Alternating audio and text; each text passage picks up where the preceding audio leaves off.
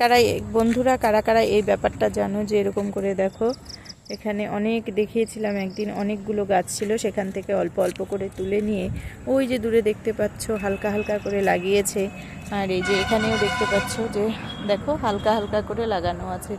তো এখানে এক গুচ্ছ থাকে, তার থেকে নিয়ে হালকা হালকা করে, মানে অনেকগুলো এখানে গাছ আছে, তার থেকে এখান থেকে নিয়ে হালকা করে লাগানো হয়েছে। এখান থেকে এক একটা গাছ থেকে অনেক অনেক ধান হবে।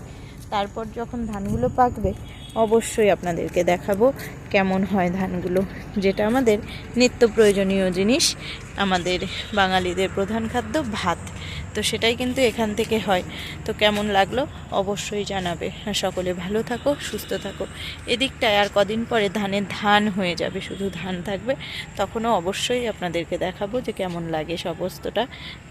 ধান যখন ধনধান্যে পুষ্পে ভরা আমাদের এই বসুন্ধরা।